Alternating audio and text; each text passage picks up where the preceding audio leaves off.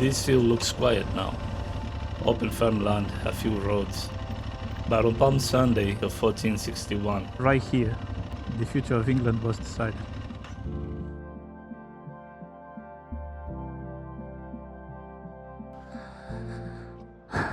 Good morning, ladies and gentlemen. Welcome. As we look for some very important historical sites, today specifically, we are going to visit the site of the bloodiest battle, UK soil. We'll be seeing some... we won't be seeing anything because, for all I can tell, the battle site today is just a farm, just a field. Whoever passes by there without knowing would never guess that one day that little field decided, quite literally, the destiny of a country. So why do we ride? We are not just riding around to see landscapes and twisty roads, but at a certain point it stopped being enough for me.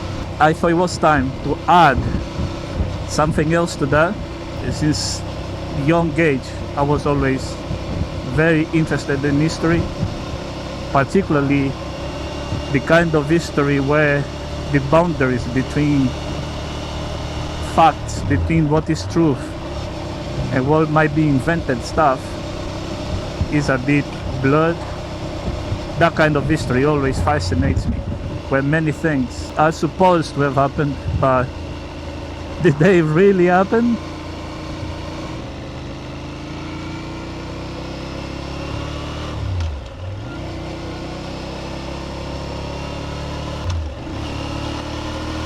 So the battle site where we are going on today is where the crown was finally decided, which by itself should make that battle relevant enough, but no. As England will have it, it wouldn't be enough to just be a decisive battle. We also had to have it as the reportedly bloodiest battle to ever be fought in English soil. Tens of thousands of people are reported to have lost their lives in this fight.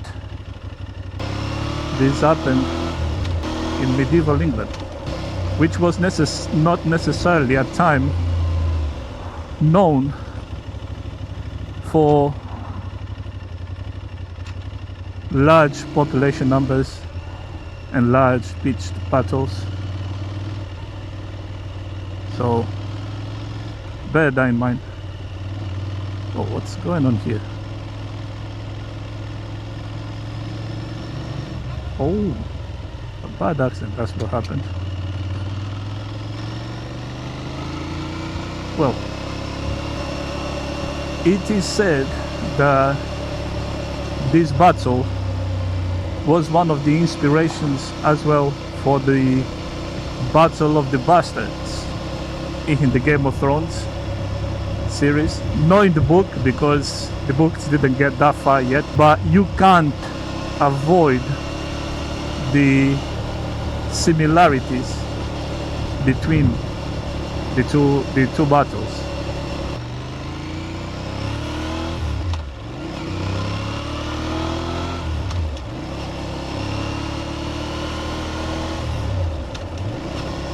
The Battle of the Bastards then. So, as I mentioned before, the director of the series never said that today's battle was the inspiration for the Battle of the Bastards. Instead, he says the Battle of Cannae was the inspiration, which is fair enough, but you can't deny the similarities between, why, to start, two crown pretenders were fighting. At the beginning, one of the pretenders was doing better, but somewhere in the middle of the battle, things turned south for him, and his flank started to fall. So he had to go join his infantry in his flank to try to stop it from falling apart. And as the battle went on, when everything seems lost, out of nowhere comes a third army and hits the other army on the left flank. And as you can see,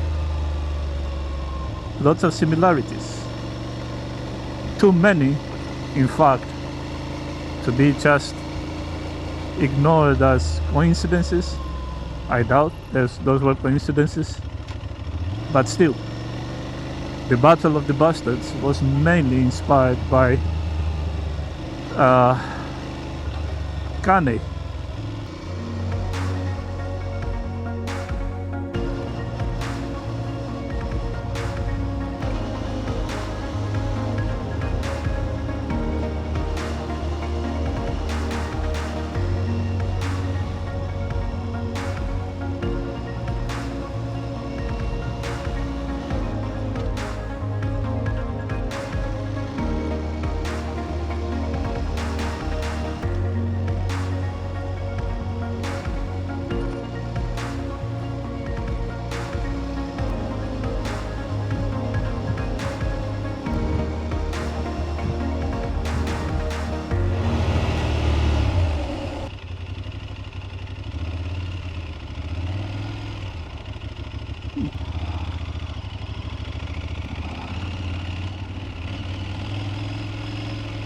Well, we found some bit of off-roading.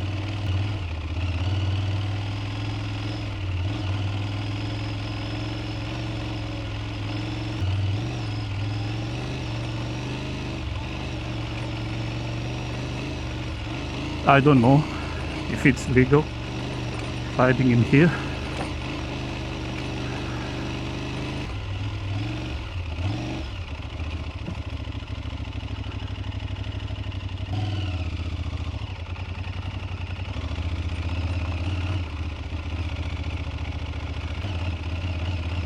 No.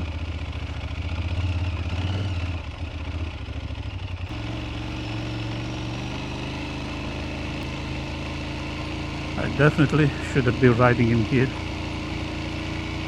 but I'm already here, so, and I'm almost on the other side. Hopefully it's easy to get out. No, doesn't look like.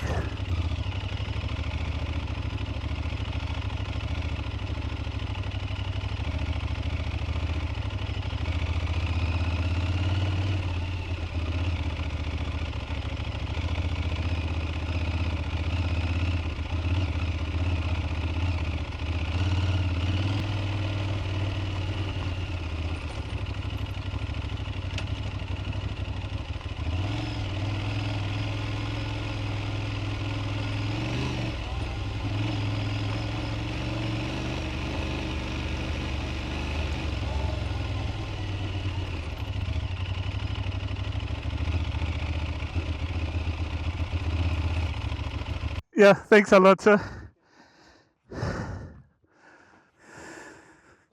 Okay, I just came off from this track right there in front of you. The GPS took me through there, and as I was deeper and deeper into the track, I started wondering, is it legal for me to ride here? And as I got out of it, a nice man who probably lives down there in the farm, passing by, and I just asked him, I just came from that road there, is it legal for me to do that? And he said, I'm not so sure about the legality, probably not, but you did it already. If you don't tell, I won't tell. No one needs to know. More importantly, he said, I'm surprised that you managed to come through there with this bike and on those tires, I would definitely not attempt it.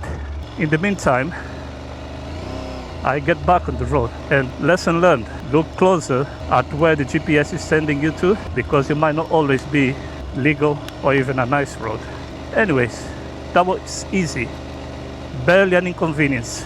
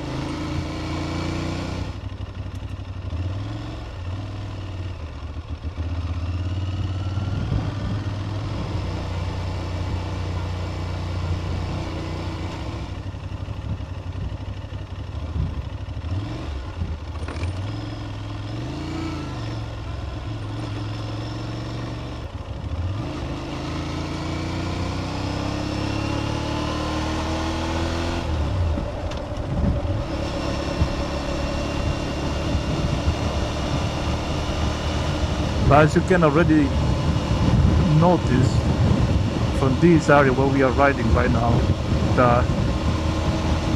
the fields are open and wide. And this, as the sign says right there, Towton.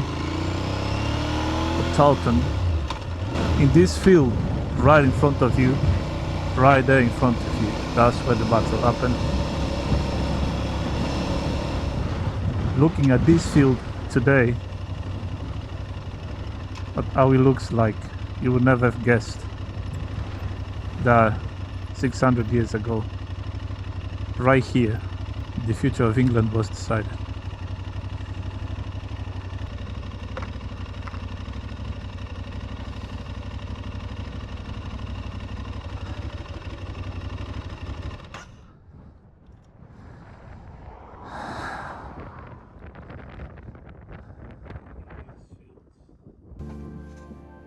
This field looks quiet now. Open farmland, a few roads. But on Palm Sunday, in the 29th of March of 1461, this became one of the bloodiest places in English history. Towton was fought during the War of the Roses, the struggle between the House of Lancaster and the House of York for the English crown. On the Lancastrian side was the cause of Henry VI. On the Yorkist side was Edward of York, recently proclaimed King Edward IV, but still needing to prove that his crown meant something outside of London. And that proof had to happen here, near Towton, in snow, mud, and wind. The numbers are disputed, because medieval chroniclers were not trustable accountants. They would often say something like, everyone was here, and most of them died. But even cautious modern estimates place tens of thousands of men here, perhaps 50 or even 60,000 fighting men.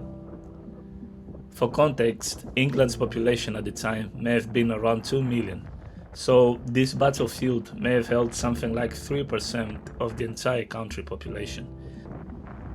to the battle, the Lancastrians held the northern ground near Towton. The Yorkists came from the south, from the direction of Saxton, and the Lancastrians had a larger army as well, and Edward hadn't heard from the Duke of Norfolk for ages. So at the start, the Yorkists were under pressure before the battle had even properly begun. And then the weather joined in. Snow began to blow harder across the field, with a strong southerly wind, which happened to favor the Yorkists. Edward's archers, under Lord Falkenberg's command, stepped forward and shot with the wind behind them. Their arrows carried further and struck the Lancastrian line. But when the Lancastrians fired back, they were shooting into the wind and the snow. Their arrows fell short, and because visibility was so poor, they may not even have realized it. Then Falkenberg instructed his archers to retreat out of reach after each volley, making the Lancastrians waste arrows into the empty ground. And then Falkenberg did something cleverly cruel. When the Lancastrians were running out of arrows, the Yorkists moved forward again, picked up the Lancastrians' arrows from the ground, and then shoot those arrows back at the Lancastrians. Essentially medieval recycling. Very sustainable but absolutely horrifying. At that point, the Lancastrians realized that they could not stand there and be slowly dismantled by archers, so they had to advance, and they came down from their higher position and forced the battle into close combat. And this is where Towton stopped being tactical and became brutal. Thousands of men locked together with bills, swords, axes, daggers, you name it. Hours of men pushing, slipping, hacking, falling, and trying not to become part of the mud. And the battle was not only happening at the center. On the Yorkist right, things began to break badly enough that Edward himself had to move there and fight in the front in that side to steady the men. That matters because Edward was 18. His crown was weeks old. He was not a secure king giving orders from a comfortable distance. If his line broke here, his reign would have broken with the lines. So he went where the danger was. Not because it made a heroic painting later, but because medieval soldiers needed to see their leaders standing with them, or mostly just standing. While this happened, on the western side of the field near the Cockbeck and Castlewood area, the Lancastrians had prepared an ambush. The idea seems to have been to hide troops there and strike the Yorkists from behind once the battle was fully joined. And if that worked perfectly, Edward's army could have been trapped and be in real trouble. But battlefields have a habit of ruining clever plans. Because the Lancastrians had been forced to advance further than intended during the archery phase, the ambush did not hit the Yorkists in the rear. It struck the Yorkists' left flank instead, which is still dangerous, very dangerous, but not as catastrophic as it might have been. So now Edward's army was being tested across the field. The left had been hit by the ambush, the center was grinding itself apart, and the right was almost destroyed. And for hours the battle hung there, snow, mud, men exhausted, both sides trying to force the other one to collapse first. Then far in the south, through the heavy snow, figures started to appear, slowly growing into an army, and causing a collective tightening of backsides of both Lancastrians and Yorkists, as no one knew if it was friend or foe.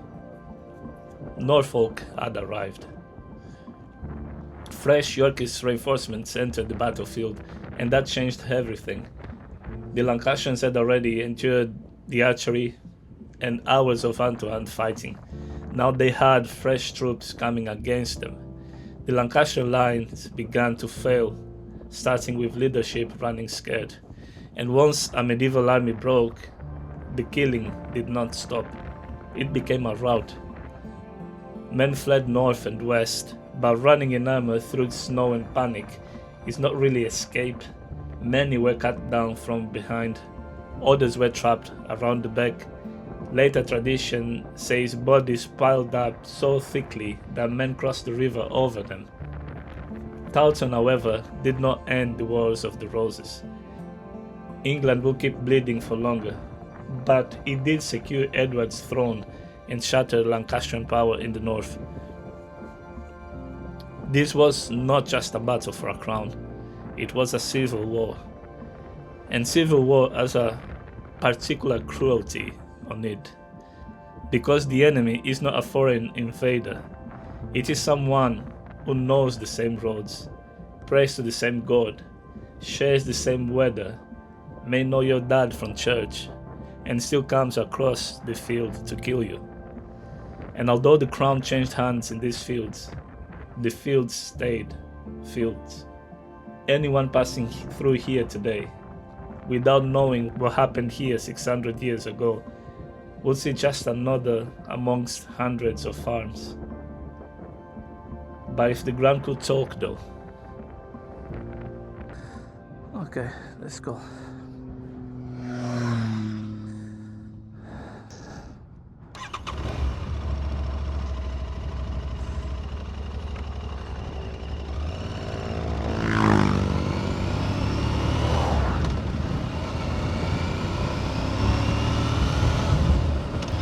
Now we are going through the village that actually gave the battle its name.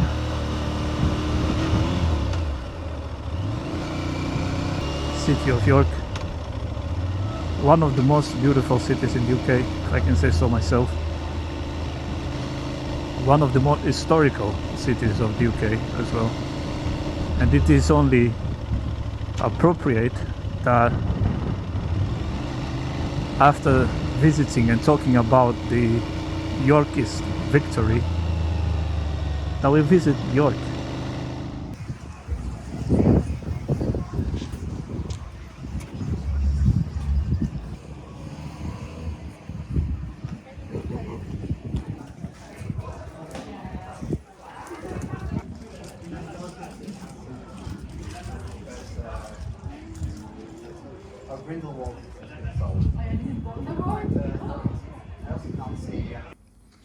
And as usual, this is my room for tonight. Already charging the devices. Everything ready for tomorrow. I decided to have dinner in, a bit of kebab, and that's it for today.